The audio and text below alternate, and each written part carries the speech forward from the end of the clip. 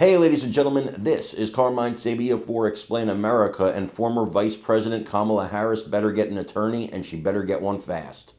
Before we get started, please make sure you like, comment, share, and subscribe. Those little things really help us out, and they help our channel continue to grow.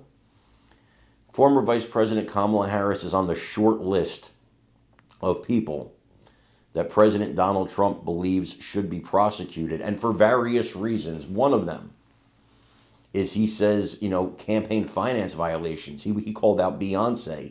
He called out Al Sharpton. He called out all kinds of people saying, them getting paid to do performances for her, paid to endorse her, is a campaign finance violation.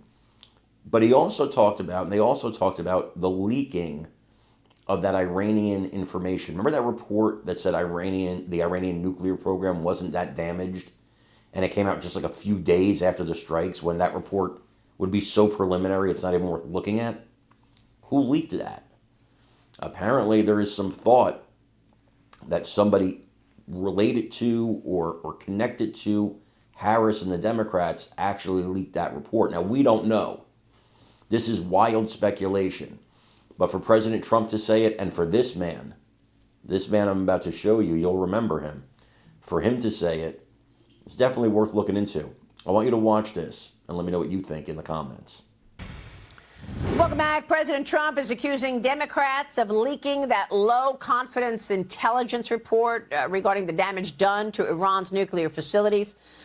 We heard from the defense secretary, the chairman of the Joint Chiefs of Staff, who both told us the damage done was severe. The president posted on Truth Social, they should all be prosecuted, the people who leaked it. The Wall Street Journal out with a new op-ed today. Kim Strassel writes, Trump bombs the leak machine. Kim writes about how Trump's initial presidency, the first term, was hobbled by partisan leaks. Joining me right now is a man who was part of that administration, the former Secretary of State, former CIA Director, Mike Pompeo. Mr. Secretary, always great to see you. Thank you so much for being here. Good morning, Maria. It's great to be with you as well.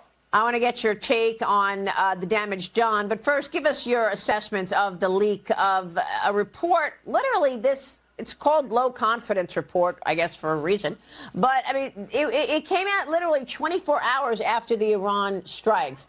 Is it even possible to have that kind of information in an accurate way so soon after the strikes?